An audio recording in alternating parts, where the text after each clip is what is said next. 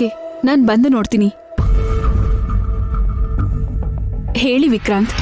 ಡಾಕ್ಟ್ರೆ, ಎಷ್ಟೋ ಜನ ಪೇಷಂಟ್ಸ್ನ ಕಾಪಾಡಿರೋ ನೀವು ಪೇಷಂಟ್ ಅಲ್ಲದೆ ಇರೋ ನಮ್ಮ ವಿಶಾಲ್ ಬ್ರೋ ಪ್ರಾಣನ ಕಾಪಾಡಬೇಕು ಅಂತ ರಿಕ್ವೆಸ್ಟ್ ಮಾಡೋದಕ್ಕೆ ನಿಮ್ಮನ್ನು ಮೀಟ್ ಮಾಡಿದೀವಾಗ.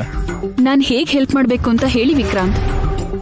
ಮೇಡಮ್, ನಮ್ಮ ನೈನಿಯತ್ಗೆ ಕೋಮಾಗಿ ಹೋಗಿದ್ದಾರೆ ಅನ್ನೋ ವಿಷಯನ ನಾನು ಇಲ್ಲಿವರೆಗೂ ಯಾರಿಗೂ ಹೇಳಿಲ್ಲ, ಹೇಳೋದು ಇಲ್ಲ.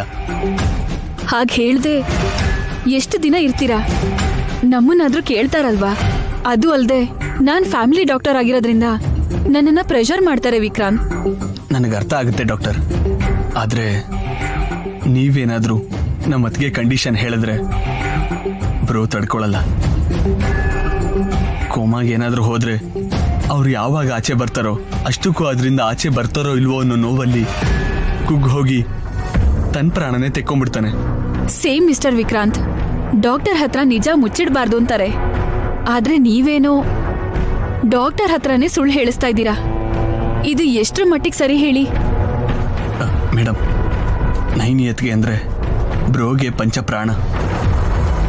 ಅವಳ ಹತ್ರ ಮಾತಾಡ್ದೇನೆ ನೋಡ್ದೇನೆ ಒಂದು ನಿಮಿಷ ಕೂಡ ಇರೋಕ್ಕಾಗಲ್ಲ. ನೀವು ಹೇಗಿರ್ತೀರಾ ಅಂತ ನೀವು ನನಗೆ ಸತ್ಯ ಮುಚ್ಚಿಡಕ್ಕೆ ಹೇಳ್ತಾ ಇದ್ದೀರಾ? ನಿಜ ಮಾತ್ರ ಅಲ್ಲ ಡಾಕ್ಟರ್, ನಮ್ಮ ಅತ್ತಿಗೆನೂ ಕೂಡ ಎಲ್ಲಾದ್ರೂ ಬಚ್ಚಿಡಿ ಅಂತ ಇದ್ದೀನಿ.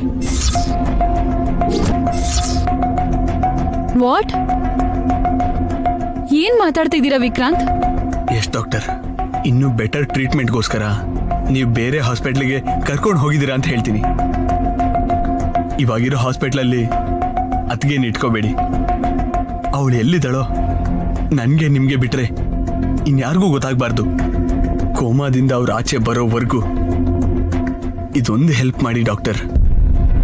ನಮ್ಮ ಬ್ರೋನ ಕಾಪಾಡ್ಕೋಬೇಕು ಅಂದ್ರೆ ಈ ದಾರಿ ಬಿಟ್ಟು ಬೇರೆ ಯಾವ ದಾರಿ ಇಲ್ಲ ಮೇಡಮ್. ಇದು ತುಂಬಾ risk Vikrant.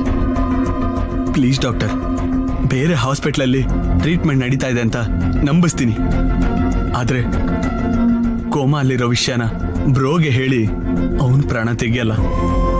Please doctor, please please please doctor.